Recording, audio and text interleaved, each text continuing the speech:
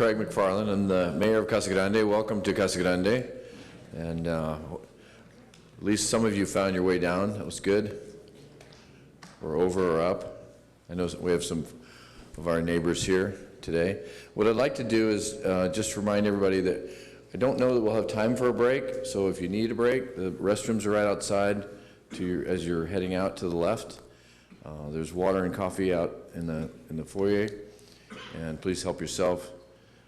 This is going to be informal to some degree, although we are going to record it so that we can put it on our website and put it on the Pinal Partnership website as well. So if somebody else isn't here and wanted to see it, then they can at least take a look at it. So again, thank you everybody for being here this morning. Is there anything else you want me to tell them? Okay, we're going to just do quick introductions. So I'm going to just hand this lavalier, if you guys could just pass it, because we are recording it. I want to make sure we catch everybody who's here. And I will start right here. Juliette McKenna, Montgomery & Associates. Ron Fleming, Global Water Resources. I'm also the board liaison to Pinal Partnership Board of Directors. You're not putting it too close to it, it's pretty tough. Nathan Anderson from LeSueur Investments. Suzanne Adams-Agrassa from PinalCentral.com. Gilbert Lopez, City of Coolidge. Mark Taylor, Westland Resources. Rick Biller, City of Coolidge. Colette Moore, SRP. Heidi Kosa, State Land. Terry Sue Rossi, Arizona Water Company. Tom Harbor, consultant with Ak-Chin Indian Community. Patrick Dent, Director of Water Policy, Central Arizona Project. Mitch Pasewski with Central Arizona Project. Fernando Garcia, City of Casa Grande, Economic Development. Terry McKeon, Public Works for City of Casa Grande. Dale Webush with the City of Maricopa.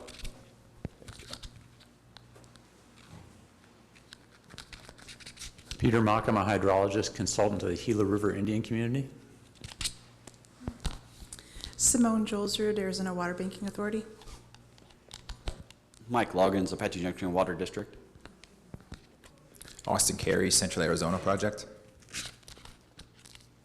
Barrett Fullerton, Strand Associates. Noli Templeton, Holistic Engineering and Land Management. Lonnie Frost with Pinal County.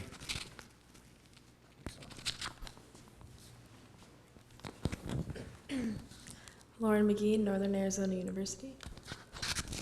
Abe Springer, Northern Arizona University. Eve Halper with Reclamation. Chris Solis, Town of Florence Public Works Director.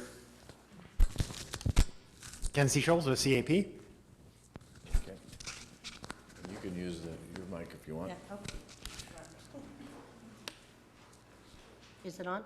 I'm Valerie Swick with Reclamation, the project manager. Jake Lenderking with Global Water Resources and co-project manager with Valerie.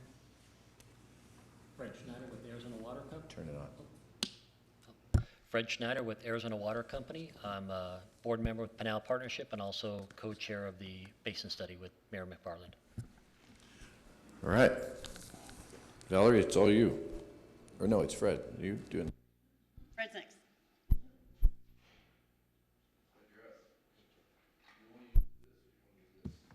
I can use that.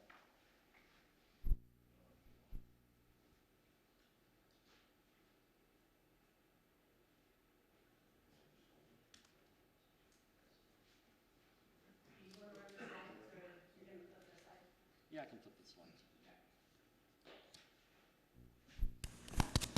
All right. Thank you.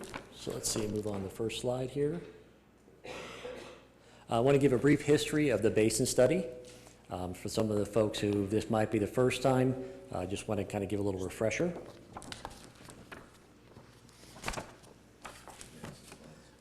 So this basin study for the Eloy and Maricopa-Stanfield Basin is very similar to a couple other studies that the Bureau of Reclamation is working on.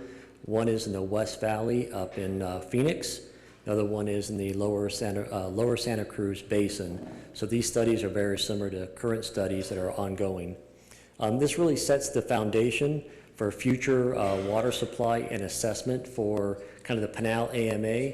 So it's a really important study that will help us understand some of the vulnerabilities we might have in water supply, but also help us understand some of the vulnerabilities we might have in some of the infrastructure we have in the area that would be delivering that water supply.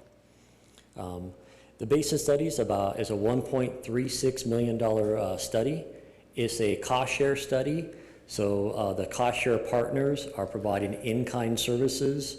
There may be some cash that might be needed at some point in time, but through the participation, collection of data, organizing and creating all this work product, that's our in-kind services from the group, and that's combined with the Bureau of Reclamation's $680,000 that they're funding either through their work effort or through sub-consultants such as Montgomery. Pinal Partnership is a lead agency, really lead for the group. Ron Fleming kind of was the start of that, got the group organized and submitted for the basin study. So they're the lead, and then we have cost share partners behind the study. And it's a 3-year study, and we have just completed roughly the first year of the 3-year study. And what you hear today is a lot of the work product that has come out of the last years of effort and hard work from everybody. The basis of the study is really the plan of study and the memo of understanding. That study took about a year to pull together. It's about 36 pages in length. It's up on the website, which I'll show later if you're interested in it. But it really sets a framework and the scope of work and how the partnership between the Pinal Partnership stakeholders and the Bureau of Reclamation exists and what the scope of work is going forward. So everything we do is based on that plan of study. Quick update from the last meeting. I'll provide a quick overview of how we got here. We had a kickoff meeting November 27th of 2018, so a little more than a year ago, so we had about 15 months of work that we have under our belt. Got here, as I said, from the Pinal Partnership, kind of organizing a group of folks that was interested in getting a basin study completed so we could look at some drought contingency planning, what environmental climate change may affect the water supplies that we have here. At the time, and I'll roll into a slide, but at the time we were discussed quite a bit about the drought contingency plan for the lower basin states. Back in November of 18, we were kind of right at the tail end of all that work and realizing might have a shortage on the Colorado River. Arizona might be getting a reduction, so there was a concerted effort and a lot of discussion about what that reduction in water supply would mean for Arizona and primarily the 3 central counties and AMAs. One of the things we discussed a little bit was the importance of regional water resource planning. Kind of getting away from everybody planning and organizing their own infrastructural and water resources plan and looking at a regional plan, which really this is the first step in a regional facility or a regional plan. It's really no different than we do for transportation. We look at regional transportation planning. This is the first step in looking at a regional water resources plan. At the last meeting, we basically reviewed all the tasks that were in the plan of study. We reviewed the basin schedule for the 3 years of work effort. We talked about kind of the cost share partners, the effort we had in collecting all the data to get this study organized. And then in that meeting, we also asked, we talked about the 3 subgroups that we have, the water supply and demand subgroup, we have the groundwater modeling subgroup, and the budgeting subgroup. And we asked people to check the box or sign up for a subgroup or more if they were interested in that work. And in essence, that group, those subgroups, have been creating all this work and effort to get to where we are today. So I thought I'd throw this up there. There's not probably a whole lot to discuss. We've seen this before, but I'm not sure we've talked about it a whole lot since a year and a half ago when we were in the midst of the whole drought contingency plan and what does that mean.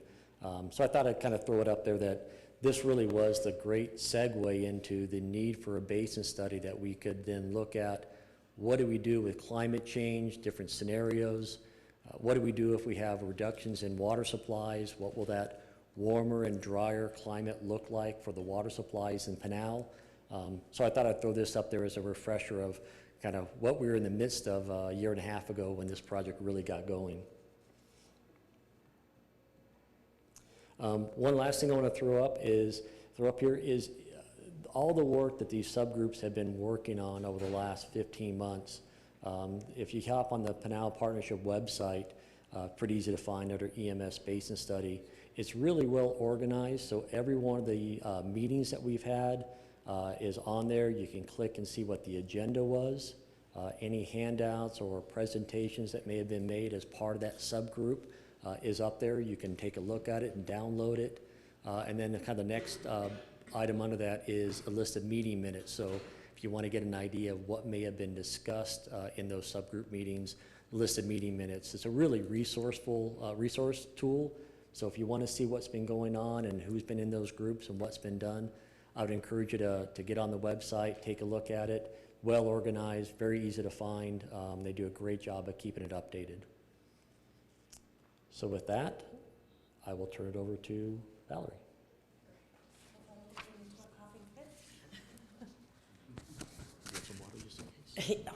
It's over there.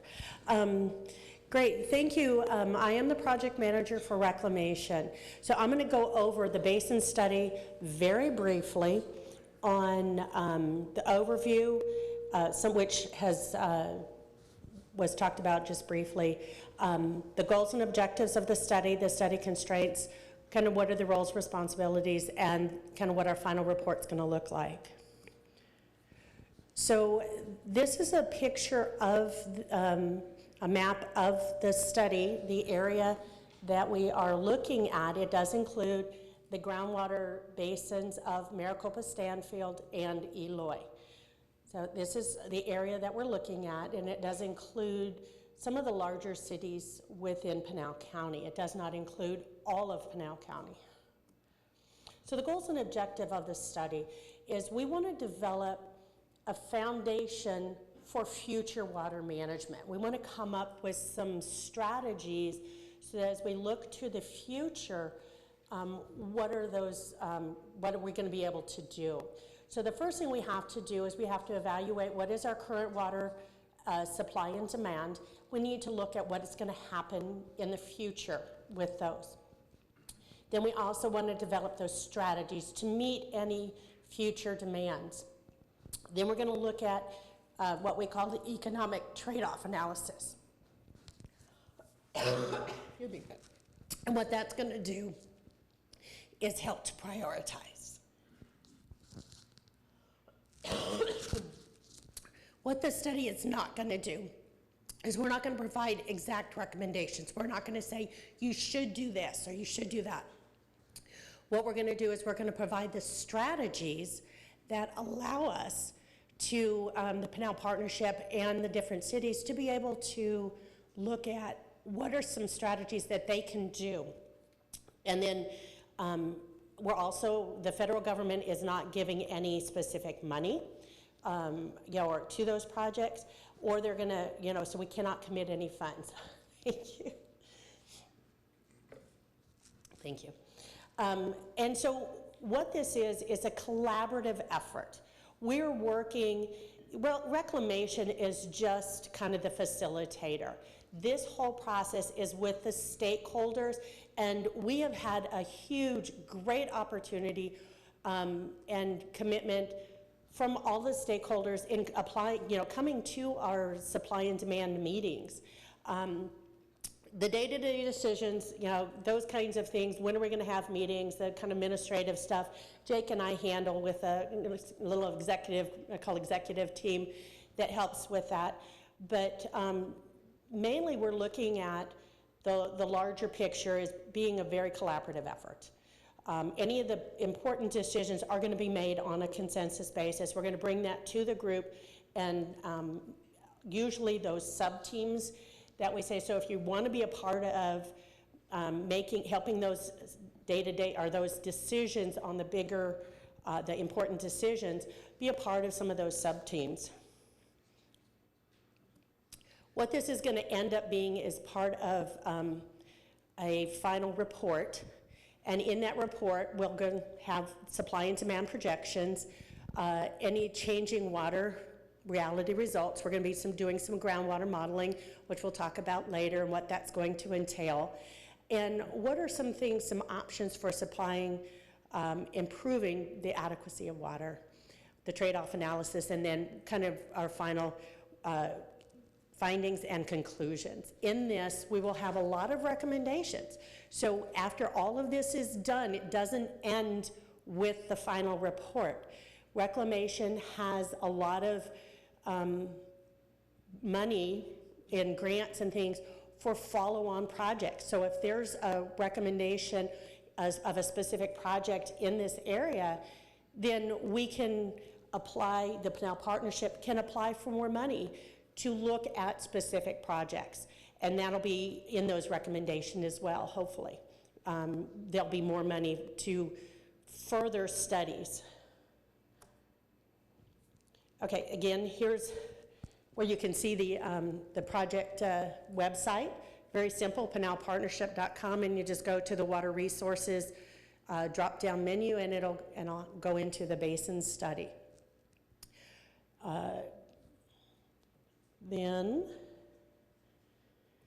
just real briefly, we've got the different tasks that we have. I'm not going to go through all of them because we're going to be going through some of them, but it does go through, it is a 3-year process. So we spent about a year really working on the supply and demand portion from the existing and the future. We're working on starting the groundwater. So then now we're going to start looking at some of the climate changes that are occurring, and how is that going to affect some of those future demands.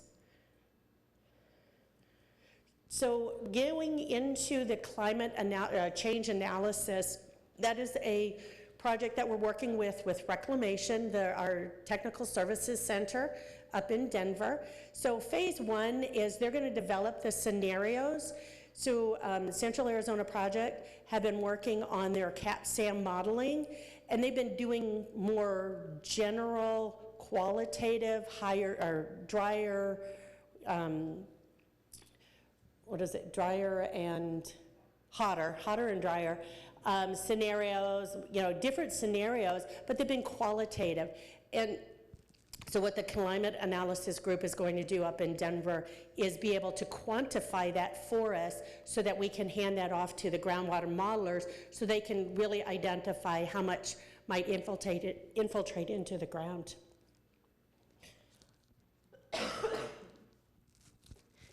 And then the phase 2 will be looking at exactly what is those infiltrations. So next I'm going to hand it off to Dr. Springer to talk about what NAU's been doing.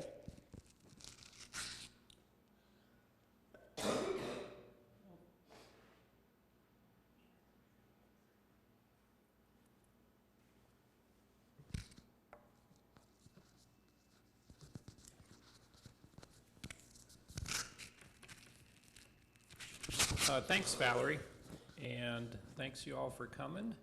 It's nice to hear you all in person instead of through a bad cell phone connection for a change.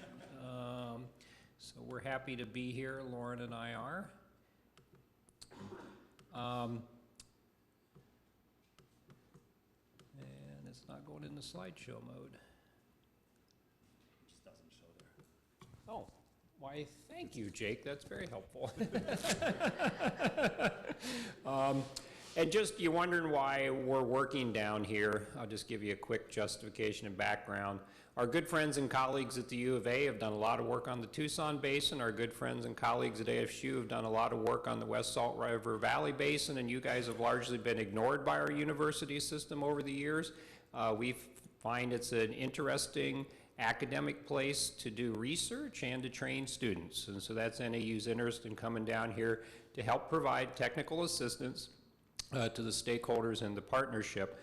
So we've done that in a couple different areas, and also to indicate, in addition to having direct support from reclamation to participate in the partnership, we've also had support from the Maricopa-Stanfield Irrigation District, from the Central Arizona Irrigation Drainage District, and from one of our alumni who's very active and engaged in the basin down here. So our work has been around providing technical assistance on the gap analysis up front for the geology and some of the hydrogeology components of the area. So my colleagues Paul Umhofer, a structural geologist, and Ryan Porter, who is a geophysicist, we've been collecting data to help reinterpret and better understand the geometry, the size, the shape, and the depth of the basins, and fill in gaps with new or reinterpreted data from the region. So some of the tools we've used to do that, we've tied in with existing gravity surveys, the National Geodetic Survey, and the Department of Water Resources. And we've collected new gravity data across both of the basins. The reason for that data, and again, I know there's people of all different levels of expertise and background here. We're trying to find the thickness of the basin with an indirect technique using gravity methods. So this is Sienna Hicks. It's her master's thesis at NAU. She will have that product finished and delivered later this spring. And so we think we're going to have some good new interpretations on the size, shape, and depth of the basins from her work. With that, we've also gone through, like many of you have, back through the Wells 55 database and used existing stratigraphic information from those to help go with the geophysical data we've looked at. But most of the water wells are pretty shallow, so we've augmented that analysis and interpretation with data from the state's oil and gas well database. Is it showing? Oh, it's not advancing. Am I on the wrong button? Just hit the down button. Down arrow.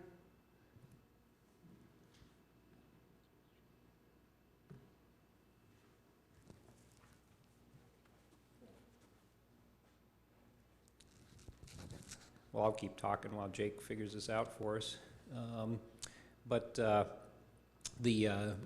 There has been a number of investigations of the deep geology of the whole state for various oil and gas investigations. Most of this work was done back in the 60s and 70s, but the difference is they're generally very detailed geologic logs as opposed to most water well logs, which don't necessarily have a geologist on site to describe the geology that they go through. So we found those oil and gas logs, one, are deep. Some go down over 8,000 feet in deep parts of the basin, and they have detailed geology with them. You might have to look over your shoulder to see what's there. But Okay. I think we got it going. Thank you, Jake. So down arrow. Yes. So this is just the location of the, there's 22 old oil and gas well logs. Again, some go very deep, but they also help understand the geology of the deep basin, which is helpful to interpret the water quality of the deeper parts of the basin, if that's ever being considered as a scenario for water supply in the future down here. So there's 3 wells in the Maricopa, 10 in the Eloy Basin, and they've given us some good information about interpreting the deep parts and the sides of the basins. Additionally, with our alum down here, we've helped identify and find some legacy seismic lines, believe it or not, from other old oil and gas surveys. And so the districts are supporting us right now to reinterpret those to go with better understanding of the size, the shape, and depth of the basin. So there's one that goes right across, essentially right down east to west across the 2 basins. So that was quite a challenge to get those off of old magnetic tapes and to a more usable format. And we're trying to reprocess those as we speak now. So the other thing we did for another piece of the gap analysis was to try to come up with updated information about the properties of the aquifer that can be used for the modelers in the project. So we went to both of the main irrigation districts. Maricopa-Stanfield irrigation in the last 5 years, whenever they rehabilitate a well, they do a specific capacity test on it. So we've reinterpreted those to get the aquifer properties that are helpful for using in the groundwater flow model. So that's an interpretation process for that.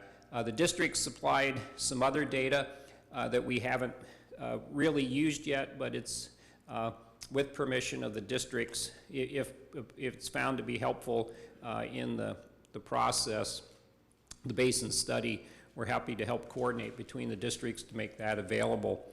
So again, Lauren's analyzed this specific capacity data to get hydraulic conductivity data for the model. And just as an example of one of the wells, how we translated that. Unfortunately, right now, we're still in a holding pattern with the district to have the data reviewed and released. So one of the reasons why we're down here today, other than meet you good folks, is to meet with the districts again to try to get them to agree to having the data released and approved. And the original intent of that was to compare these new information with the existing values used in the model to make sure the model that you guys are using for your future scenarios represents the best available information down here. And we've made some recommendations on that. We think to continue to move forward with having the best products, that the Katy district would be helpful for them to do similar types of well tests when they rehabilitate wells that the Maricopa-Stanfield does, and encourage the Maricopa to do that, especially with the proposed new well drilling down here. There's a good opportunity to collect some really good new information about parts of the basins where we don't have information yet. And then finally, on this current project year, those are largely things we've all completed or close to having review and released. We're working on building a function that will take the data from the scenarios that the modelers are developing to put a cost function essentially on depth to water. So we wanted to make sure there's some modest economic analysis on the future plans for groundwater pumping down here. Also, Reclamation wanted, through the partnership, to have some information about the impacts of the recharge on our good friends to the south, what their recharge projects are, what's the quality of the water they're passing to this basin. So we're doing a review of literature and information. We'll pass the partnership of that, and then move that hydroeconomic model through to help with the partnership's understanding of the cost function through time. So I can pause for a few questions if you have any. That was all we were going to go through. Pass it back to you, Valerie.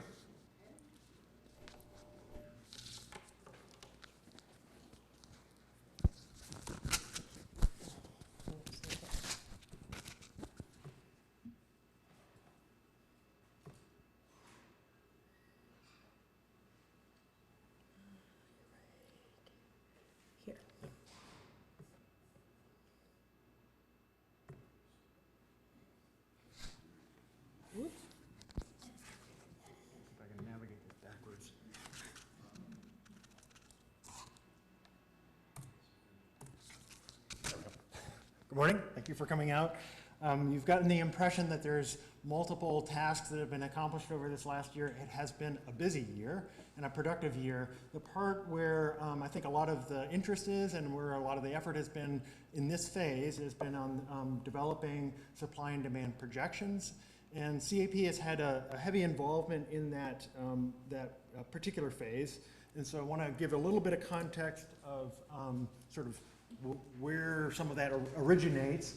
We are a regular participant. Mitch Bishevsky is an attendee and participant to the Pinal Partnership meetings, and so we try to keep abreast of the issues in the region. We are supporting the other two basin studies that were mentioned, the one in the West Valley and in Tucson. Those are at different stages, the West Valley one really wrapping up, but we have helped provide technical support and just involvement in those studies. And we are identified as a cost-share partner. We were a supporter of the original application for this basin study. There are big changes happening with water supply. There are just changes happening and questions about what the future might hold for this region. So we definitely wanted to be part of that, and particularly focused on this phase, where it is looking into the supply and demand. One other just sort of couple of sets of context of our relationship, CAP, in the Pinal AMA, and the basins, the two basins that are part of this study are the eastern portion of the AMA. Also, just to give some orientation, so the CAP aqueduct itself does come through the study area. It's a relatively short section, but we've got two big pumping plants, and obviously a lot of deliveries come out of those points. Tribal contractors, three large tribal contractors, Akchin, Gila River Indian Community, and the Tohono Nation covers a large geographic portion of the Pinal AMA, not into the actual study area in this case. Municipal and industrial subcontractors, obviously there's a lot of interest in how those supplies are going to be used, how future demands are going to be satisfied. The large irrigation districts, two of which have been mentioned already, the four large ones that take CAP in the area have different characteristics, and we try to keep abreast of those.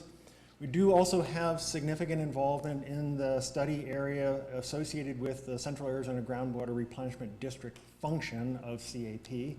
So there are subdivisions and lots that have been enrolled, as well as so-called member service areas, water providers that rely at least in part on satisfaction of the Assured Water Supply Program as part of the function we serve. So lots of both developed and undeveloped lots have already been enrolled. We also have a shared responsibility with both the Water Banking Authority and the Department of Water Resources for eventual recovery of water that's been stored by the Arizona Water Banking Authority. So how that's considered is a consideration in these kinds of studies. And we have our own long-term storage credits that were stored in the early 90s in this area. So, and we collect a property tax, so there are folks that are paying taxes. Lots of other relationships, but just to give you a sense, there's a lot of activity in this area for which there's water supply implications, some of which come to CAP and some of which are obviously separate. So again, this is a multi-year, multi-phase effort with lots of different participants. The supply and demand piece is kind of a critical driver for many of the subsequent steps. There's been several steps mentioned about evaluating a groundwater flow model. These are steps necessary prior to that. It perhaps goes without saying, but supply and demand is a complicated thing to simulate in the future. The future is uncertain. We don't know exactly how it's going to unfold. And so part of the study is trying to evaluate a potential wide range, plausible but wide range of outcomes.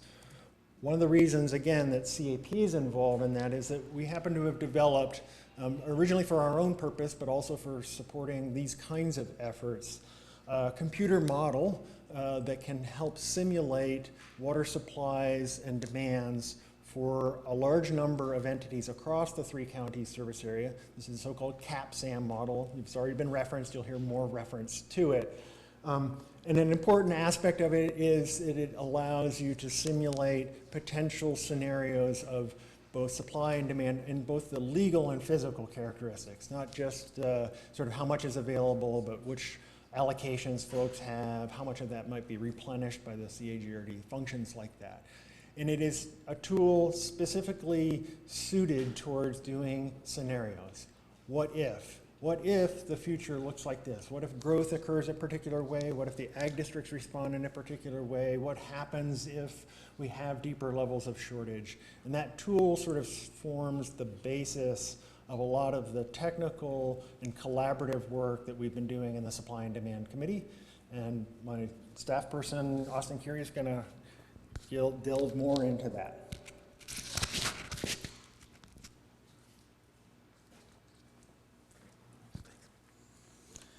Great, good morning. So as Ken mentioned, the future is uncertain, right? Particularly as it pertains to projections of demand and supplies that are going to be available to potentially meet that demand. And so Ken touched upon the fact that how do we address this large degree of uncertainty? We employ what's called a scenario-based approach to our supply and demand modeling. And so what this is scenarios represent narratives about how the future might unfold. And as Ken mentioned, there's a lot of what-if assumptions that are rolled into individual scenarios, things about growth, things about climate, things like that. Each scenario generates its own projection of supply and demand through time. The hope in this approach is that you model enough scenarios, you develop enough supply and demand projections that you create an envelope, a range of future conditions that encapsulates what's actually going to happen in the future, right? So your future actually falls somewhere in between this range that you would develop through this scenario approach. There are a lot of factors that affect supply and demand, and these factors are sort of the building blocks for individual scenarios. As Ken mentioned, they're highly variable, they're complex, they're related to each other, but you might notice that there's a few of these drivers that are significantly important in controlling supply and demand projections. And so I've just highlighted a few of those here, and I'm going to walk through these individually. The first one's growth. Growth obviously is going to affect overall demand through time. The second is climate variability. So this is going to affect the supplies that we're going to have available to meet that growing demand. And then the third, which is particularly relevant for this area, is trends in agriculture, right? Ag dominates in this area, and so any trends one way or the other in ag is going to have a large impact on supply and demand projections.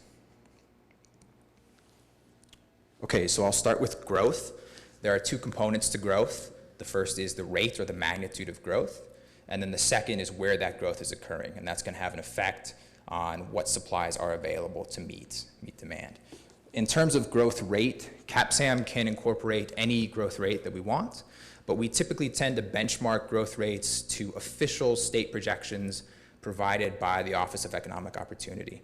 So they develop population projections, 3 different series, low, medium, and high projections. They update these projections through time. The results that the data set that you see here is from 2018, so it's a pretty recent update. These are sort of tried and true projections. They're used in a lot of different capacities throughout the state, and so people tend to feel quite comfortable with these type of population projections. Once you know how much growth is happening, you need to be able to spatially distribute that growth. So our model CAPSAM has a handful of different growth patterns that we can select, and we can vary how that growth through time is spatially distributed. We have an official projection developed by the Association of Governments using census data and developed at the TAS level. But we've had consultants come in and develop alternatives to these growth patterns based on sort of different preferences people have about housing units. And so 2 of those alternatives are shown here. The one on top is what we refer to as a spillover growth pattern. We're primarily concerned with what's happening in the study area, but CAPSAM is simulating everything that's going on in the 3-county CAP service area. In a spillover case, the land in the Phoenix metro area and in Tucson is eaten up pretty quickly, and there's less land available for housing units to be distributed there. And so what happens is housing units spill over into Pinal County, and more specifically into the study area, right? So in that map, warm colors represent an increase in housing units. Conversely, if we look at maybe a dense urbanization growth pattern, we have more multifamily growth in downtown areas, and potentially leading to less housing units being distributed within the study area. Right? And so those are kind of 2 extremes of how growth might be distributed in the study area. It became quite clear early on that folks had a particular appetite for a local growth scenario. So what might dense growth within the study area look like? And so we developed a unique growth pattern for this particular study. And so what we did is we took the spillover spatial distribution and we reallocated some of those housing units into the study area. So this growth pattern represents a highly concentrated amount of growth occurring in these 2 basins.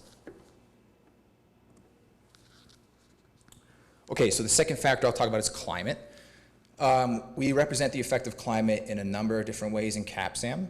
One of the ways is a warming climate has the potential to slow the rate of decline in per capita water use. So that's the first one.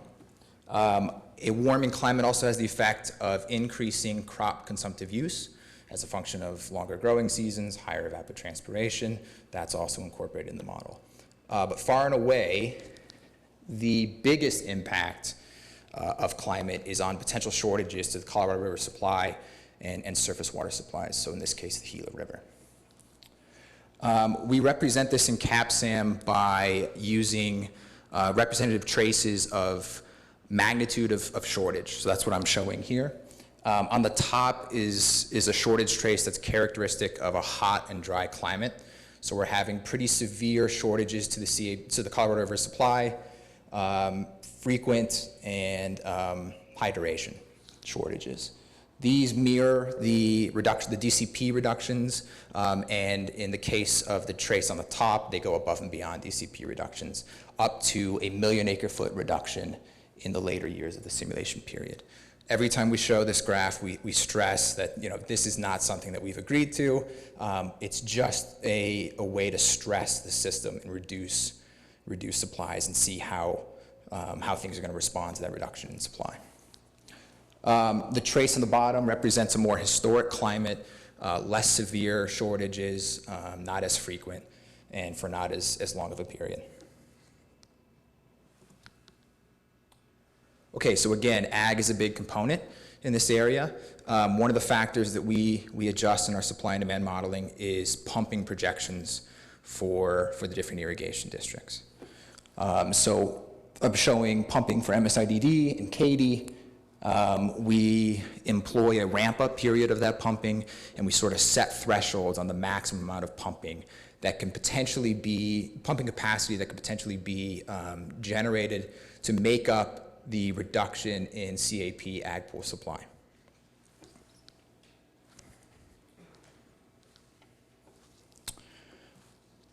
So in the event that ag demand exceeds the additional pumping capacity, we need a way to dynamically change the footprint or the number of acres being irrigated for ag if there's not sufficient supply available to meet that demand. And so our model incorporates this. We essentially take National Agricultural Statistics Survey data for a 10-year period, and we rank cells that have been irrigated for all 10 years. We rank that as a high value. For cells that haven't been irrigated as frequently in that 10-year period, we give it a low ranking. And so the way that we take acres in and out of production through time as a result of lower volumes is through that ranking system. So we take out the cells first that haven't been irrigated as frequently during that 10-year period. So we have that capability in CAPSAM as well. Excuse me. Okay, so now that you have a sense of these different factors that are incorporated into our scenarios and how we adjust these in the model, I wanted to just briefly run through the process that the Supply and Demand Subcommittee went through to generate our official modeling scenarios for the study. So we've met a total of 9 times since the study began in November of 2018. We started off with a process of assessing current supply and demand. So we compiled a lot of data out there, mostly from DWR, but we got consensus from the group on sort of where we're starting in terms of supply and demand. We then conducted a series of activities in which we asked folks to sort of tell us which supply and demand factors they think are most important in driving overall supply and demand in the study area. So we took a large list of factors that could potentially affect supply and demand. We whittled it down to a handful, and then we asked study participants to pick and choose those factors and develop their own personal scenarios or personal narratives about how they think supply and demand is gonna change through time, what they think growth might look like in the study area. In the end, we received 19 different unique scenarios. One of the beauties of CAPSAM is that it's not, for all of its complexity, it's not very computationally intensive, and so it only takes a minute or so to run the model. So we can take a lot of different scenarios and pump it through the model and produce a range of different results. And so that's what we did. We took all of these 19 different unique scenarios, ran them through our CAPSAM model, and generated very rough demand totals. So ag demand, tribal, muni, and industrial demand. And we plotted those as a function of the different climate scenarios that folks chose. And so the distribution of those 19 different scenarios looks something like this.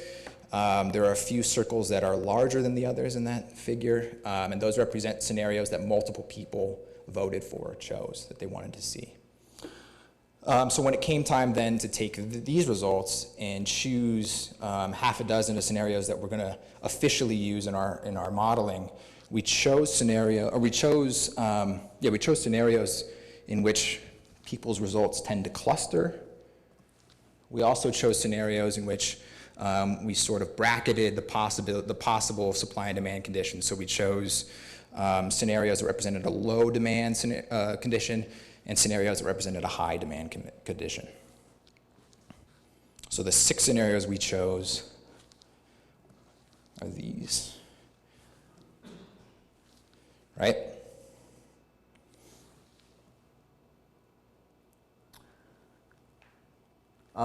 So these are our official 6 scenarios that we have chosen through the supply and demand subcommittee process to officially model using CAPSAM. And I'll talk, I don't know if we're going to have a break or not, but I will talk about some of the preliminary results from our modeling of these different scenarios. And it's a little bit hard to see, but the 3 factors that I walked through, growth, both rate and spatial pattern, climate, and pumping capacity are described for each of these scenarios here. There's a lot of different parameters and a lot of different other factors that go into each of these scenarios, but as I mentioned, these are sort of the drivers. So before I go into results, any questions on this material? Okay. Is there any desire for a break before we move on? Doing good? Okay. If anybody feels the need to get some coffee or use the restroom, please feel free. Have a little while the ghost does. Okay, so the fun stuff, results. For the sake of time, and because the comparisons are most interesting when we look at the highest demand and the lowest demand scenarios, I'm only going to touch upon those 2 scenarios. So scenario A, which represents sort of the highest demand case, high growth rate, spillover distribution, distributing a lot of housing units into the study area, a strong ag component, and contrasting is scenario F with slower growth rates, more dense urbanization, less strong of an ag component.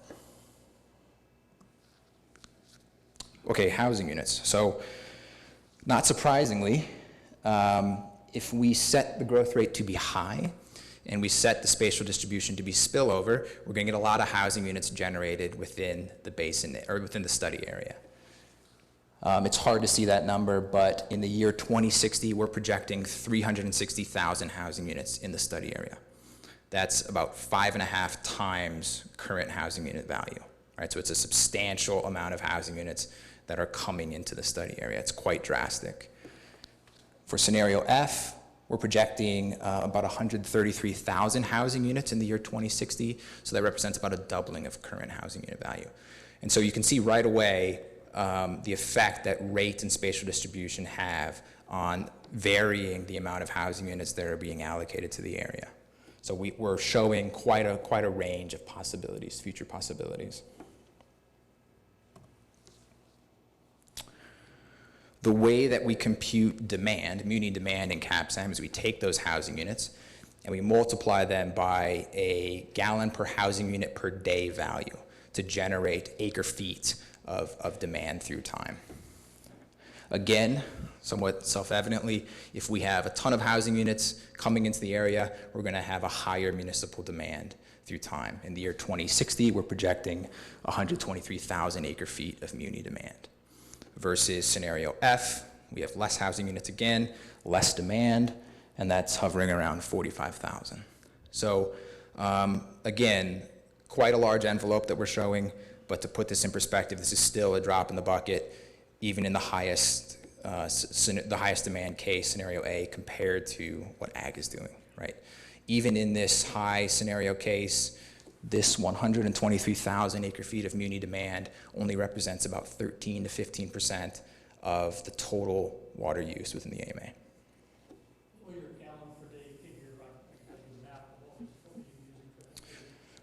So it varies for each water provider, and it also varies on whether we're talking about existing housing units or new housing units that are constructed. I have a graph, I don't know off the top of my head, but I have an example that we can look at later in this presentation that has numbers.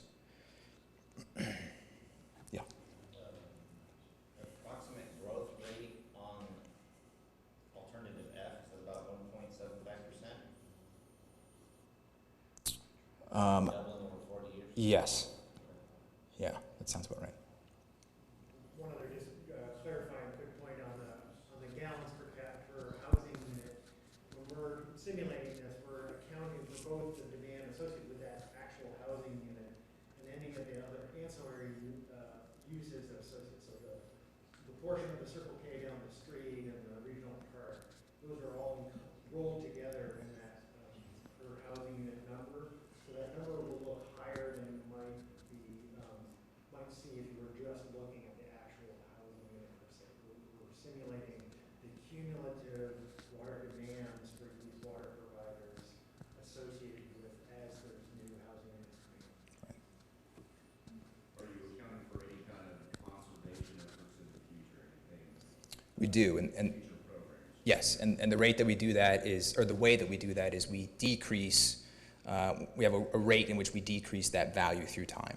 And so we can toggle that depending on conservation activities. And so that's one of the factors within our scenarios. We'll have a scenario that has a high conservation ethic in which, you know, we drastically reduce that GPHUD value versus something that's less. Repeat the question so that they... Oh, gotcha. Okay. Did everyone hear that question? Simone.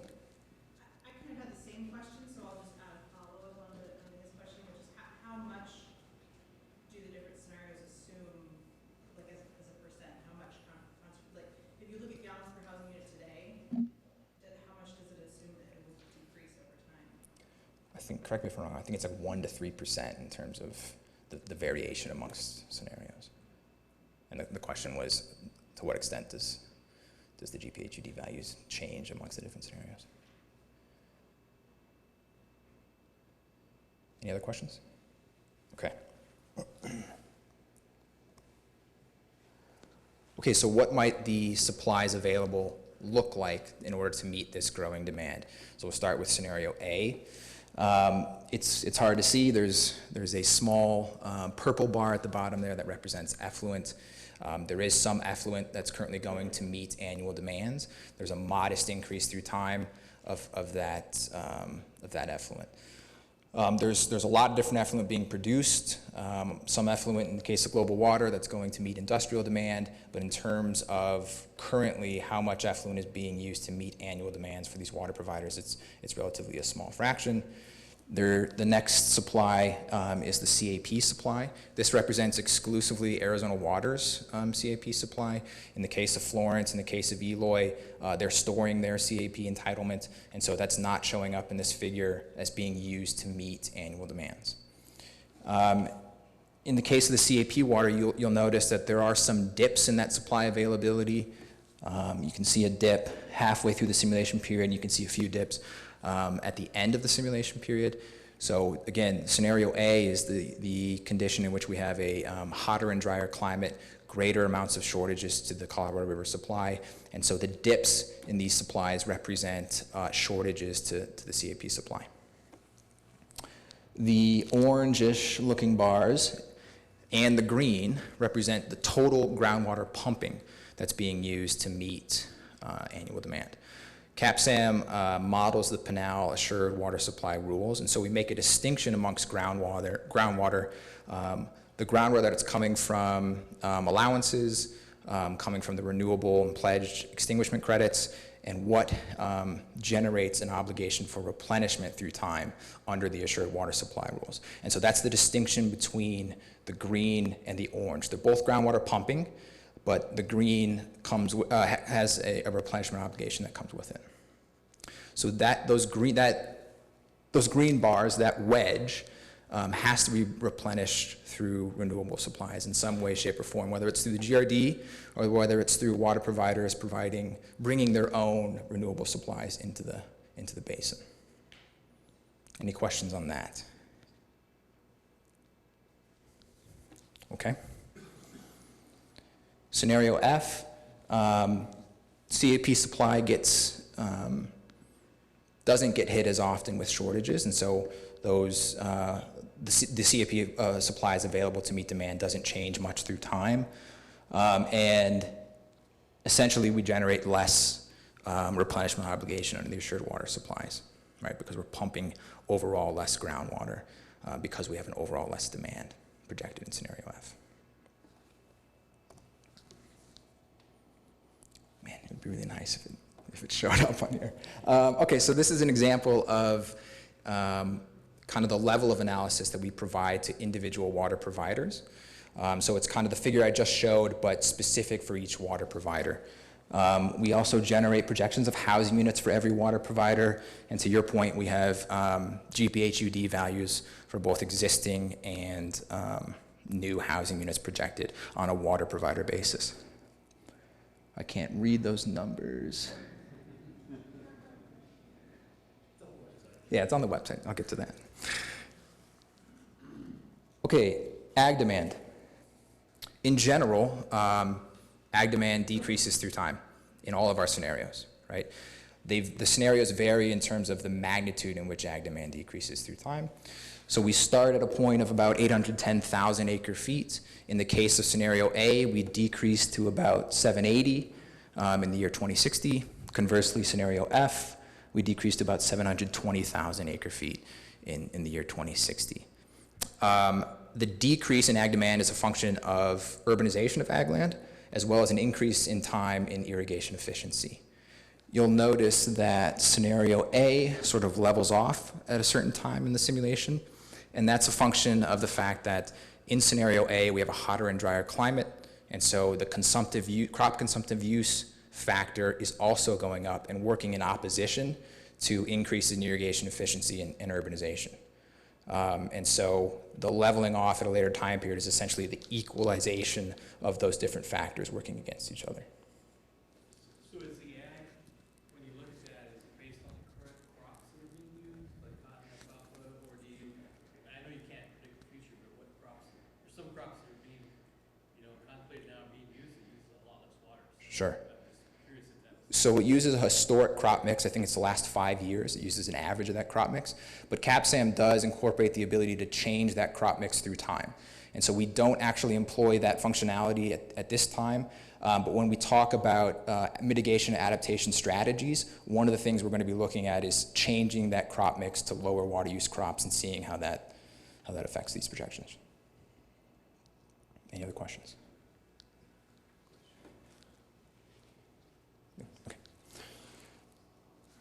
So this is overall ag demand, but not all of that is being fulfilled, as I've mentioned before, because we're providing pumping projections.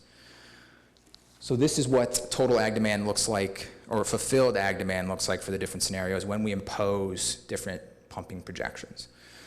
So scenario A, which is the blue line here, in the earlier time periods of the model, total demand is lower than scenario F, and that's simply a product of pumping capacity. The increase in pumping capacity in our pumping projections has not been essentially built yet, and so there's a large reduction in GSF water, obviously in ag pool water, and so total demand actually drops below scenario F, if that makes sense.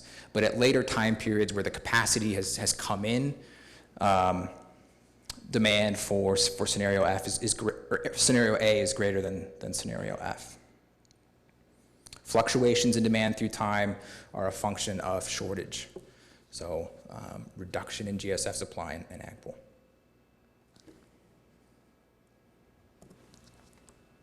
Similarly to individual water providers, we provide individual projections for the irrigation districts. The one I'm showing here, I believe, is for MSIDD, and it's under scenario A, so the highest demand case. Again, just to reiterate what I just mentioned, the red bars represent CAP ag pool. There's a few years in which that's available, but for the most part it's not. GSF water, which is the light green, that goes away. Or that gets hit, that gets reduced as a function of shortage through time. The darker green represents pumping. In this particular scenario, pumping's constant through time in our pumping projections. And so that gray piece right there is essentially what we would be translating to our dynamic fallowing piece of the model. So as a result of this gray piece, how many acres are coming out of production, right? Okay, so we've been in the process of doing this modeling work and getting back to study participants, showing them the results, having them tell us, what looks good, what looks funky, what should we change. And so it's been this iterative process, and we're still involved in that. We're sort of close to wrapping up, but I just wanted to touch upon some of the few main takeaways that we've seen out of our initial modeling results. The first, not surprisingly, is that ag dominates still, even in the reduction in ag demand as a result of urbanization and irrigation efficiency and things like that. As I've mentioned before, the rate of growth and the spatial distribution of growth largely determines this range in municipal demand. And overall, in every scenario that we've evaluated, all 6 of our scenarios, groundwater pumping increases from historic levels. Groundwater pumping from irrigation districts, as well as the water providers, potential water pumping of bank credits for the purpose of firming. All of these things are resulting in higher groundwater pumping than current levels.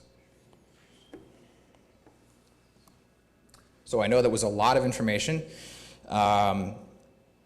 As Fred mentioned, as Valerie mentioned, you can check out our website. In addition to the meeting notes and the presentations, we have posted the results for the individual irrigation districts and water providers. They're a little bit old at this point. I'm working on producing new ones, and we should be able to get those up in the next week or so. So I encourage you all to take a look at this website for more detailed information.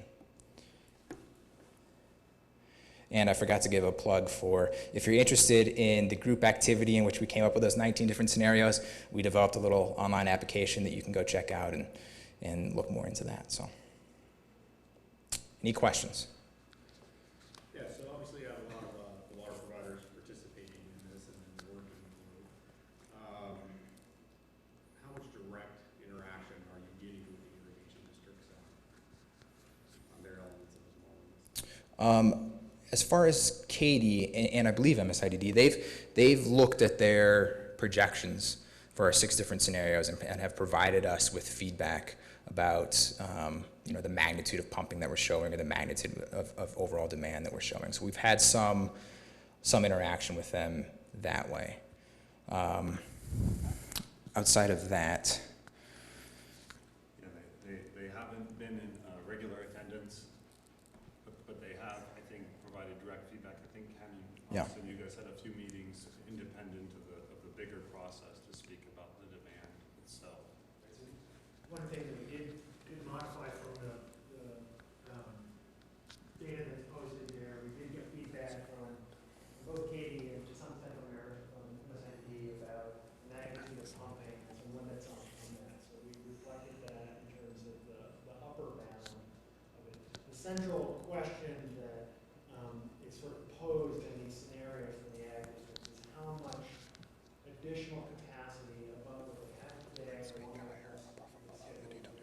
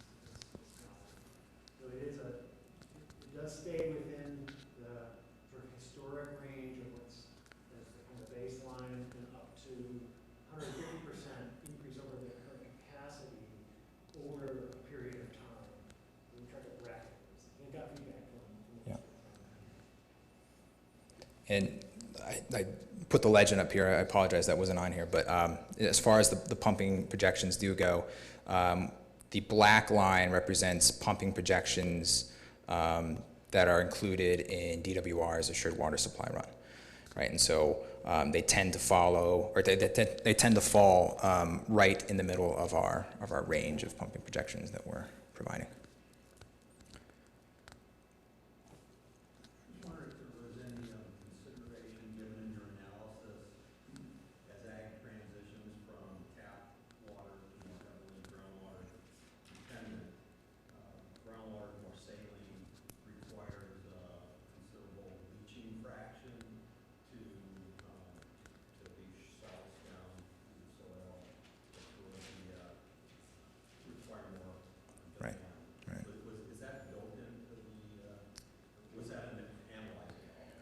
That wasn't, but that is a great point that we can. I think we can relatively easily incorporate that into our modeling. So one of the steps. So this is all about coming up with a range of possible futures about supply and demand. As we'll talk about in a second, the handoff of the groundwater model is the next piece. So some questions about, well, how deep are we pumping from? Is it salty? Is it uneconomical? Right.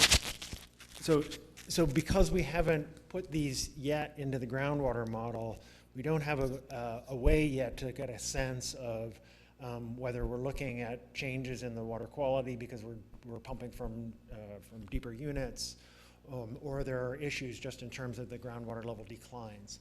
So there is a iterative process to come from this. This is the front piece. What do we think the range of potential supply and demand is?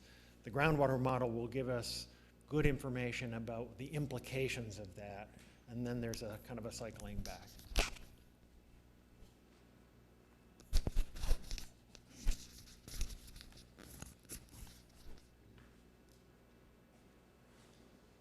No other questions? All right. Excellent. Thanks, Austin. Now we're going to move on into groundwater modeling. If I can make this work for myself. Can't even get a cursor. Thank you. And it's down here. It's not quite. There you go. Here we go. It's going to have to go down a couple.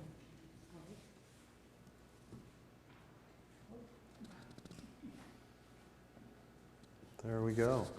So one thing I wanted to highlight before we got into groundwater modeling was a little bit about the difference between the ADWR regulatory model and the groundwater modeling we're doing in a planning exercise.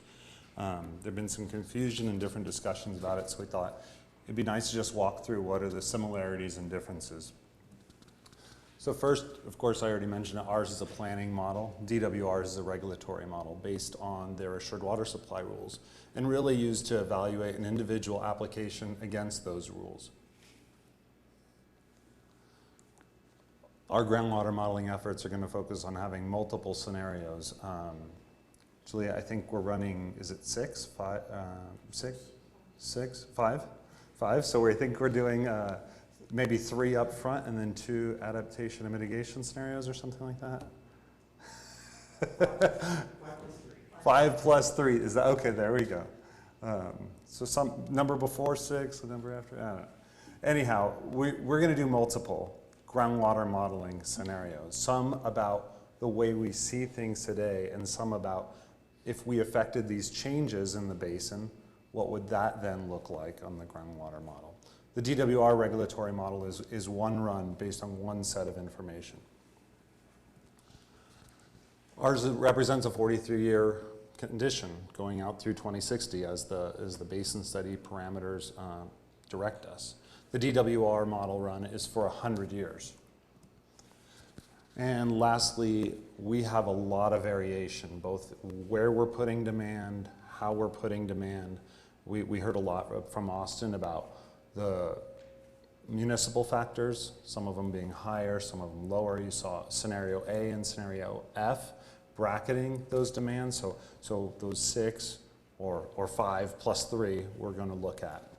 And DWRs is only one slice, but it's the current and committed demand of the municipal providers, the current ag demand, and certain projections about ag as well.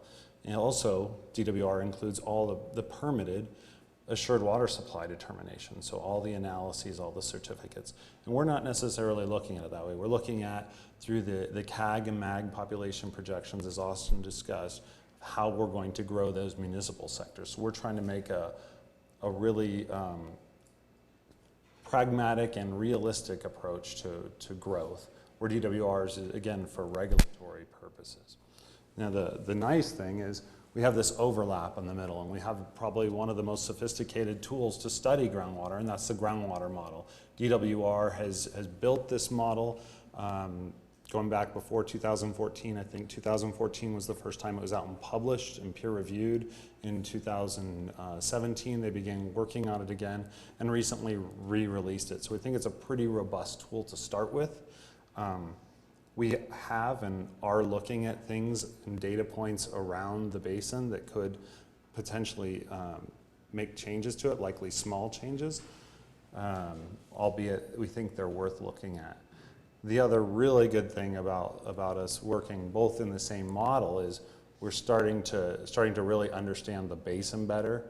So I think we're going to see a lot of similarities. In the end, some of the results, we're going to see that ag pumping weighs heavy in the groundwater basins, both in the DWR modeling and ours. And we're going to see that while there are those similarities, the results aren't necessarily comparable, because it is a 43-year model that's going to be completely different than the 100-year model. With that, I can stop and turn it over to Juliet unless you have any questions.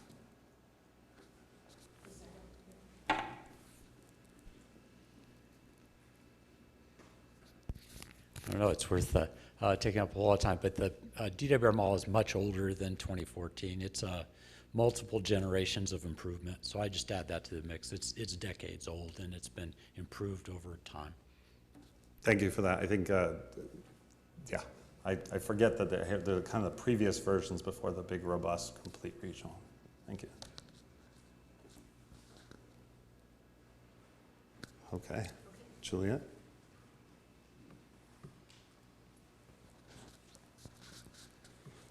Did you work on earlier versions of that model, Peter? Right. I thought so. Well, I'll just introduce myself. I'm Juliet McKenna. I'm with Montgomery & Associates. And most of you have seen this presentation because you've been participating in some of the subgroup meetings. But I'll just go through an introduction to myself. I'm a hydrogeologist. My background is geology. I've been doing this kind of thing for about 25 years, and about half of that in Arizona. And all of that time in Arizona, I've been working for Montgomery & Associates, and we are what I would call niche consulting firm. We specialize in groundwater and water resources planning. We were founded in Tucson by an NAU professor, Dr. Errol Montgomery, who some of you know. And while we've been growing fairly recently, we're still an Arizona company. Our largest office is in Tucson, which is where I come from. So I appreciate the Casa Grande location. That's great for me. And we've been in business for 35 years. I'm not sure if I said that. So it was a competitively bid process, and we were very excited to win this work. We've been tracking the basin study process for years. First met Ron 5 or 6 years ago, and really excited that this study is happening, and honored to be a part of it.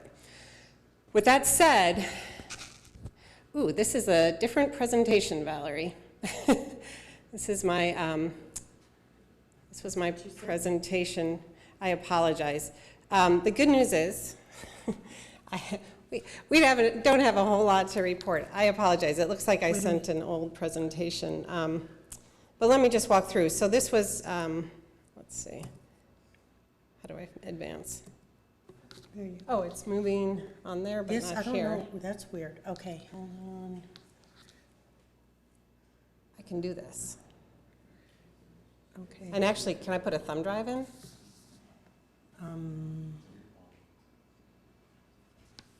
You should be right here. Oh, this is where you're at. I don't know what this was. Could I put a thumb drive in here, do you know? Okay, let me just grab that. Okay, let me hand this to you.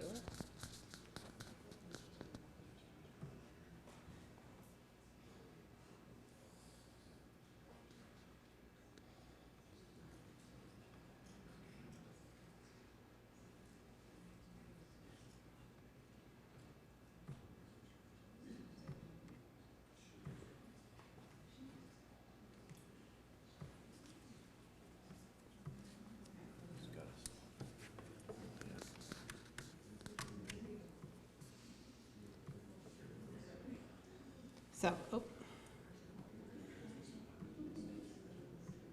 Do you mind if I just, go ahead, okay. Now I have to see.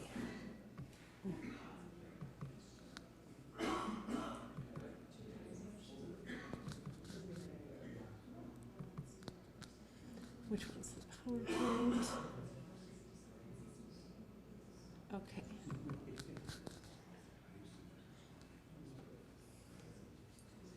Takes a second. Okay. And then we'll go to that guy. And you'll only see. Yeah. Oh, there we go. Okay. The good news is we don't have much to report from the slideshow that was showing up from 6 months ago, because we really are just getting underway. So I apologize for the delay. This is our very generalized schedule. So we've broken it up into 6 tasks. And at this point, we are finished with task 1 up there on the top, which is really a data compilation task. And we're in the midst of task 2, reviewing the model. Tasks 2, 3, and 4 are really an integrated process. So the hard break that's coming up is marked by the triangles on the bottom, and these are our deliverable deadlines. So with the completion of task 1, we put together a tech memo that was released in draft for review, and we've now finalized. I believe, Valerie, you should have a copy of that. And it just lists the data sets that we provided, or we have in our possession now. And I'll cover that a little bit in the next slide. At this point, this is a 24-month study for us, and we're 6 months into it. Our contract was actually awarded September 30th. We're only about 10% done with the work. So from a project management perspective, the way that this will be implemented is our rate of work is going to be increasing. So this is by design. The first phase, we needed to kind of gather the data. When we initiated this study, we didn't even know if DWR is going to release the model, for those of you that were watching this process. So 2 weeks into it, DWR released the model, which is great for all of us. So our work is really going to be increasing, and the information that we have to provide to you, and the information, most importantly, that we will need back from the stakeholder group will be increasing the second half of 2020.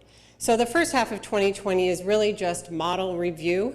It includes looking at all the data we were provided, checking DWR's model. It's a very thorough process, and then doing all the necessary updates.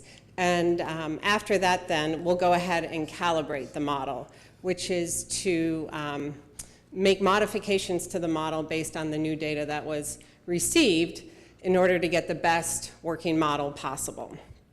During that process, in the next 6 to 9 months, we'll be incorporating the climate data from reclamation. And then once all that is done and we have an updated, calibrated model with all the data that's going to be provided to us, then we will run future scenarios. So that future scenario is that yellow bar there, which is scheduled for the last quarter of this year. And then it's a very accelerated, iterative process where we're presenting scenarios, and then choosing those mitigation strategies with you and running those mitigation strategies. And the sequencing is based on our contract requirements with reclamation, and that a draft report is required by March of 2021. Yes. Coming from somebody who doesn't know anything about models like this, when you update and calibrate this model, does that go back to DWR afterward? I mean, if you're going to do all this work on the model and calibrate it, and you would put in refinement models, does that go back to DWR? Do they use it in their modeling programs going forward?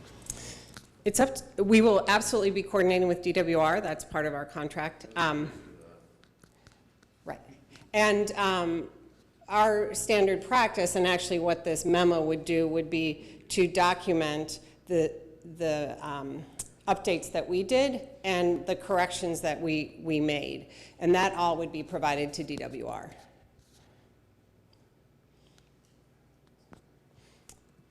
Just a couple more slides. So the tech memo that is now with the Bureau, and I assume would be released publicly, just summarizes all the various data sets that we compiled.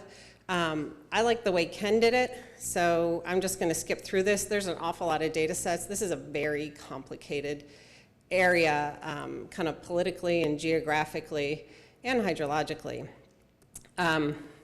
So summarizing, let's see. We did also do a call for data from all of you. Valerie communicated in several emails, and I know there were some personal calls. So we really appreciate data submittals from Arizona Water Company and Global. The Gila River Indian community also gave us some of their well-logged data. And then we've been in contact with Abe and his students to make sure we're up to speed on what they're doing. Whoops. And at the last meeting, I just presented this base map to, as a kind of a snapshot of the type of data sets we have. Like I said, I like the way Ken did it. There's a lot of different layers here. If you try and show them all at once, it's not super instructive. So there was a request at the last meeting to pull in irrigation districts. So we have all that data there, and these are just two different ways of looking at the data. The municipalities, of course, have a lot of say. And as Austin was discussing, growth patterns, and the irrigation districts have a very heavy influence on water demand. So, and then these are our next steps. Like I said, we actually did release the final tech memo last week. Our model review is in progress. My expectation is that we will kind of be in hibernation mode the next couple months while we pull through all this data and get this model up and running and really look under the hood and get it up and running and make sure we incorporate all the new data that we've been provided, and then we'll start the calibration process. And at this point, the way our schedule is written is that there'll be a tech memo that documents what our proposed or recommended changes are that is available for public review. And then the final tech memo will go out. And then once that's all approved, then we'll go ahead and make those updates. And I think that's it. And I'm happy to answer any more questions.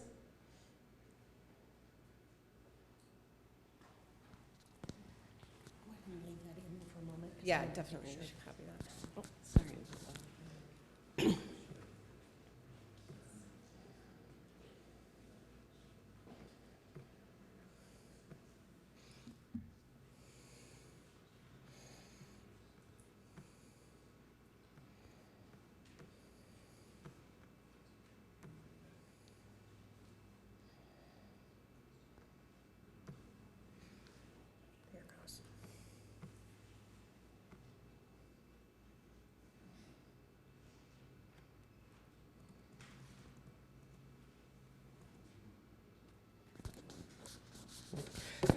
So now we're going to go into general questions and discussions about anything that you've heard so far.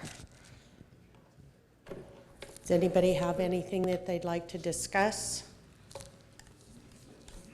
Okay, hold on a second. We've got it, they're recording, so we need to make sure.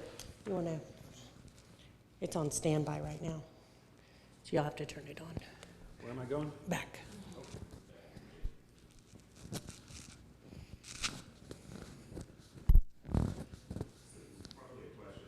You need to turn it on.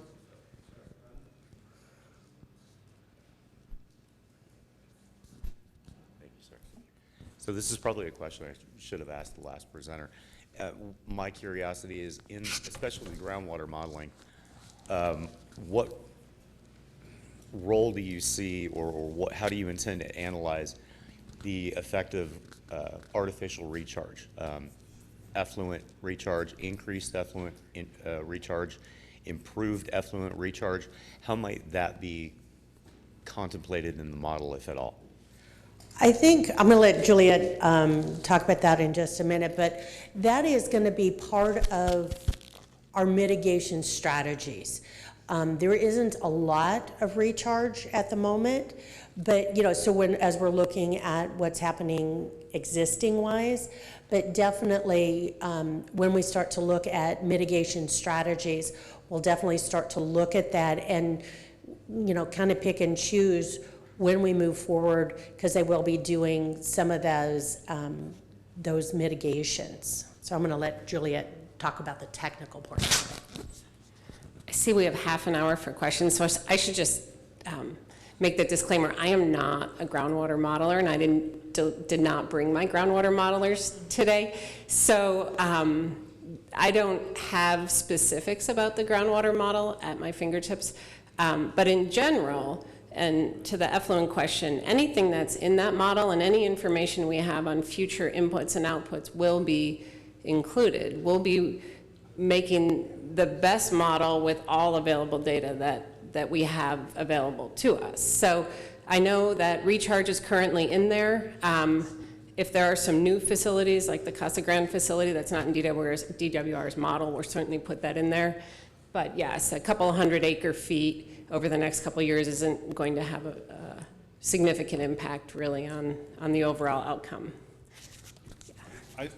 I just wanted to Ken's not a modeler either, so. I wanted to just jump in on that. We talked about the groundwater modeling being, we did 5 and 3 scenarios. It is on, it's not working. Oh, okay. Nope. Ken, you've got the only good one. Do I have to give it up? Here. I'll bring it back to you. So I just wanted to say, big part of the study is studying how things are today and doing the groundwater model, and then we're going to go into a phase of adaptation and mitigation strategy development, and we're going to even throw a little economic analysis at those, and we're going to go back and groundwater model some of those. So if we say have a policy, maybe countywide or city by city, that says effluent reuse must happen, as a possible future thing, was one of our adaptation mitigation strategies. We can agree that we want to model that, and we can see the effects of that, and it can also then help affect real policy change as we move forward. So that's kind of the greater hope of the study, that not just effluent, but on all ends. And I'll turn it over to Ken here. Two quick related points. So CAPSAM will calculate the volume of effluent being generated, and as Austin pointed out, there's not a lot of direct annual use represented in our base scenarios. But for an input into the groundwater flow model, that produced effluent needs to be accounted for and will be accounted for. It's going to be discharged to the environment, basically, so discharged to natural waterways. Where the adaptation mitigation strategy piece comes in is, can we model alternate scenarios where it's put more directly to use to offset groundwater pumping or usage by the one sector or another. So we will fully account for the production of the effluent on the front end. The adaptation mitigation strategies are more about can we do something different than simply discharging it to the environment. One other just point, which just most of you all know this, but it's an important point to keep reiterating when we talk about the model, and particularly in the context of ADWR's groundwater flow model and any recalibration done by Montgomery. There's the model, which is the tool, and it's a computer representation of the complex aquifer system and how it can simulate responses from pumping, natural, and artificial recharge. That's different from the assumptions that go into it. And as many times as possible, I think it's important for all of us to say that. And as you guys, if you get asked questions about how the difference between our study and what DWR does for their assured supply run, which is the set of assumptions, that distinction is the first thing to keep in mind.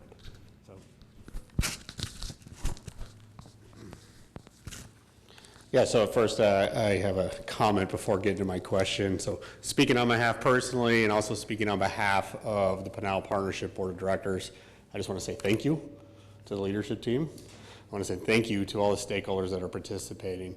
To have NAU here doing what you're doing, to have CAP here doing what you're doing, obviously great to have Montgomery on board now contractually, having the Native American communities participate.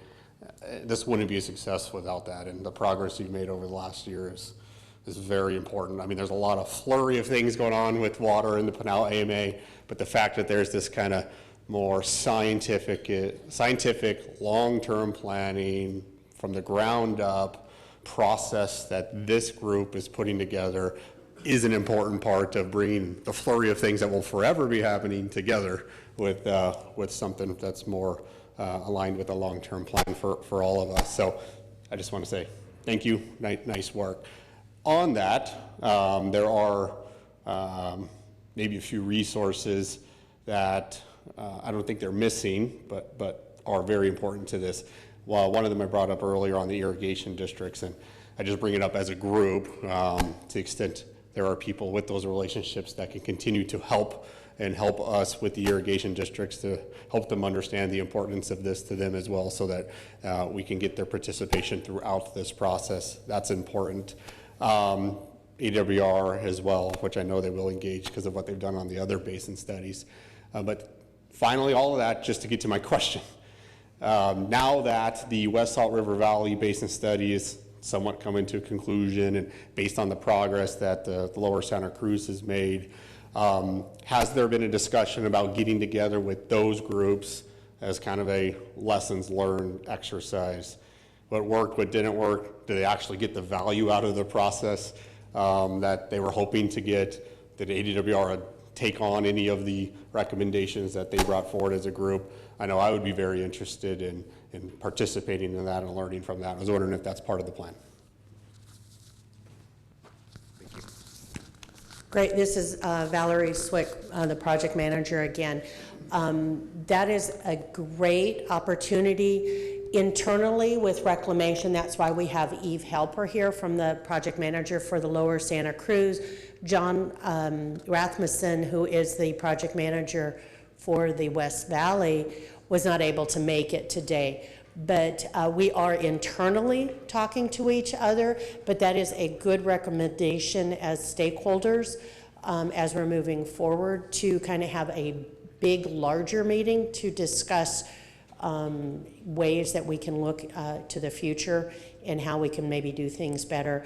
I think individually, as part of each basin study, we will go through that process of kind of a lessons learned process, but we haven't looked at it as a collaborative for all three. But that is definitely something we can take back and talk about. Any other questions or comments? Thank you. This question's for Juliet. So AWR is a cost share partner on the basin study, which is advantageous because they're going to participate in the groundwater sub-team. But have you given any thoughts about how to engage them in the groundwater sub-team and then kind of get some concurrence or thoughts from them in the changes we're going to make to the model so that kind of leads into their buy-in versus catch them by surprise? I know you've given us thought, but maybe you could share some of those.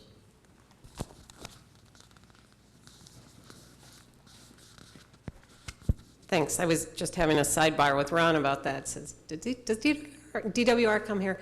Absolutely. It's in all of our best interest. You know, our bread and butter business is running DWR groundwater models for clients around the state, and our relationship with them is paramount to us doing our business, and same with all of you in this room. So we absolutely foresee a collaborative relationship with them.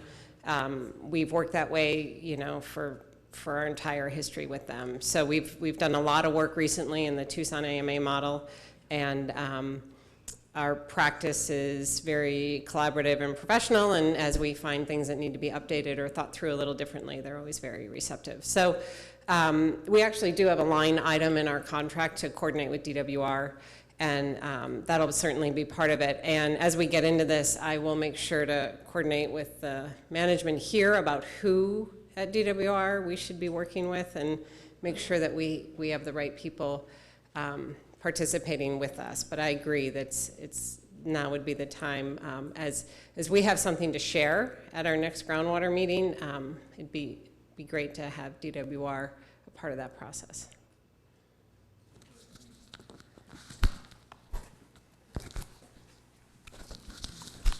I want to amplify too, just that there's been coordination between CAP and DWR. I know for a fact that Jeff Inwood, the chief hydrologist, had actually hoped to be here today, but was sick. We met yesterday with DWR just to make sure we're staying on the same page on the supply-demand piece of this. But there is a ongoing conversation. It is important to keep in mind these are serving different purposes in terms of how the modeling is being used, but certainly any technical improvements that conversation staff to staff is active. I would also just, to your previous point, Ron, about lessons learned, I think that's a great idea. I will say that this study has benefited from some lessons learned that CAP has had and our involvement through these studies, just in terms of how to integrate the modeling, how to make sure that we're getting feedback through time. So you benefit by having been the third in the sequence. The Tucson one is actually not that far different in terms of timing, in terms of where they are in their study relative to looking at supply and demand. So, but good coordination among the studies is a good idea.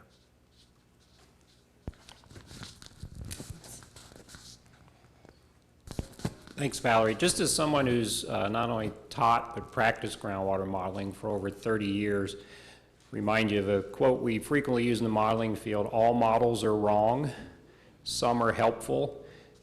The ones that are helpful have significant input from stakeholders to help, as Ken told you, to predict the future. All models fail because they can't predict the future. So the best insight everybody here can give on capturing the uncertainty of what the future brings is important. And the two pieces of the future that are really important to encapsulate is not just the magnitude of uses, but where they happen.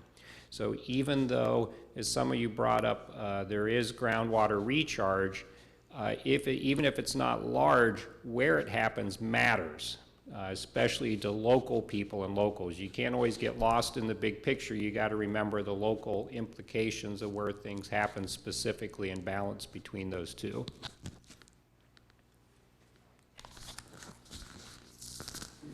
Any other questions or comments?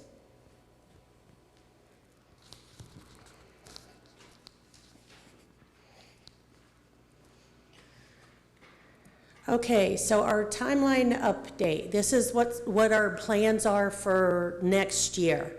We were going to finish up that supply and demand analysis that CIP and Ken and Austin are working on.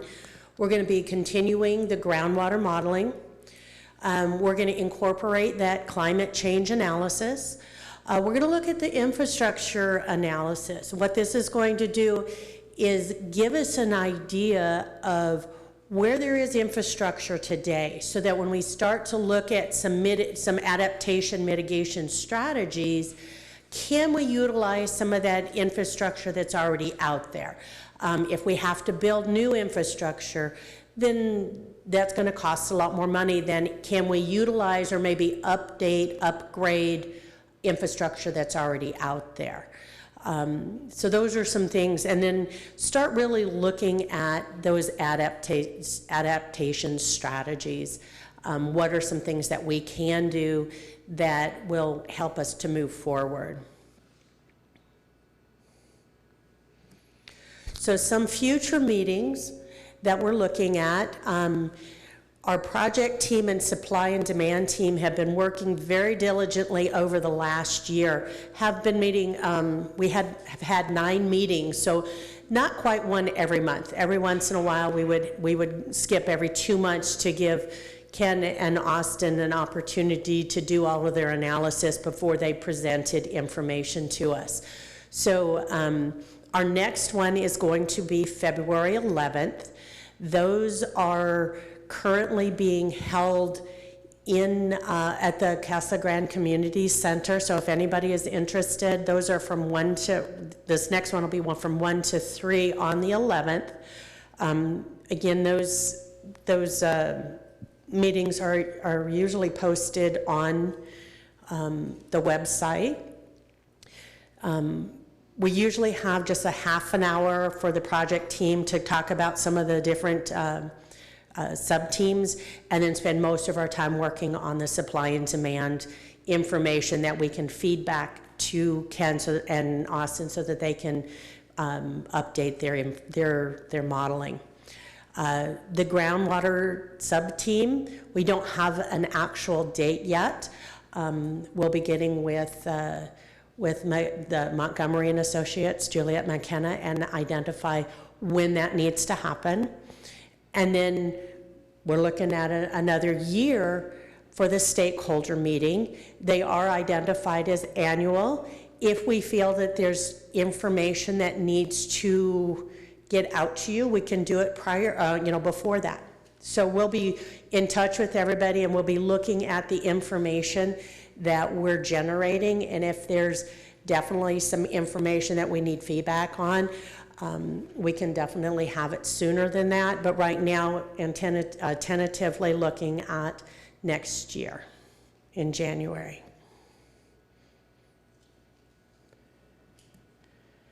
I'll say, so ideally what we'll do is these PowerPoint presentations will be put up into the website and be available through that. If you're interested in being on any of our sub-teams, we'd love to have your input and your participation. Jake, do you have any other thing you'd like to say? No. Okay. Anybody who may have come in late, make sure they... Great. Thank you. If you did come in late, we do have sign-in sheets. Please make sure you sign that. And those will be uploaded as well, or at least, I don't know if we upload the sign-in sheets, but any information that you need to have updated in there. And then just Jake and my information. And thank you very much for coming. We greatly appreciate your time. We know that everybody's time is valuable, and we hope that we provided you some really good information on where you're at. Jake and I are always available for comments or questions, and we'd love to see anybody participate in any of our meetings. We are not very well versed in teleconferencing, as NAU knows that we don't have the setup very well. But we will definitely try to do as much as we can on that. But in person is usually where we're working at. So again, thank you very much for coming. We greatly appreciate you. Thank you. Anything?